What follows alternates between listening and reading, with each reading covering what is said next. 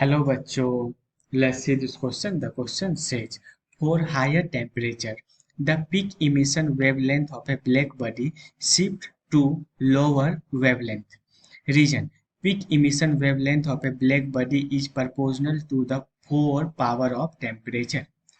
Question कह रहा है कि अगर कोई ब्लैक बॉडी है, ठीक है, तो उसका टेम्परेचर जैसे जैसे इंक्रीज करता है तो उससे निकलने वाला वेवलेंथ जो है वो धीरे धीरे घटने लगता है। मतलब किसी ब्लैक बॉडी से निकलने वाला रेडिएशन का टेम्परेचर जैसे जैसे इंक्रीज करेंगे तो निकलने वाला रेडिएशन के अंदर जो वेवलेंथ है वो डिक्रीज होता चला जाता है। और रीजन बोल रहा है कि जो ब्लैक बॉडी है उसका वेवलेंथ टेम्परेचर के फोर्थ पावर के प्रोपोर्शनल है। मतलब रीजन कह रहा है कि ब्लैक बॉडी का जो लेमडा है वो डायरेक्टली प्रोपोर्शनल है टेम्परेचर के पावर 4 का। तो पहले इस क्वेश्चन का की कॉन्सेप्ट समझते हैं। इस क्वेश्चन में बात हो रहा है एक तो टेम्परेचर का, उसके बाद वेवलेंथ का, ठीक है, और बात किसके लिए हो रहा है? ब्लैक बॉडी के लिए। तो इन सब चीजों को देखते हुए एक रिलेशन है, एक फॉर्मूला है टेम्परेचर और वेवलेंथ के बीच।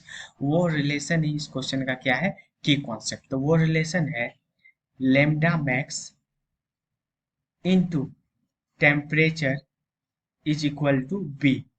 ठीक है, अब यहाँ पे देखो, ये जो बी है ये बेसिकली एक कांस्टेंट है। ठीक है, ये किसी भी चीज पे डिपेंड नहीं करता है।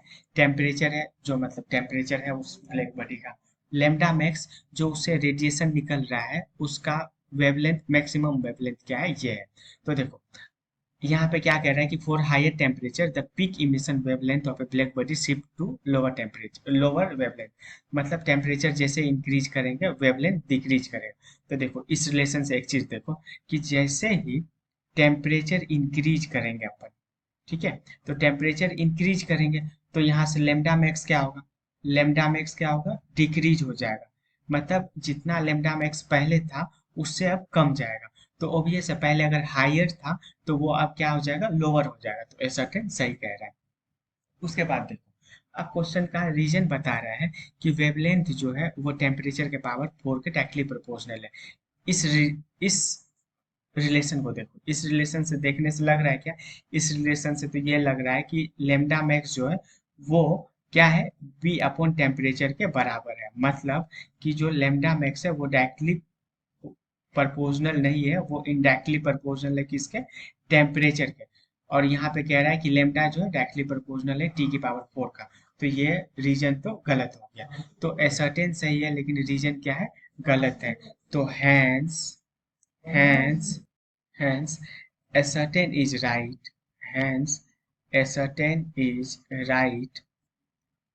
Ascertain is right. But reason is wrong. But reason is wrong. Hope you understood it well. Best of luck.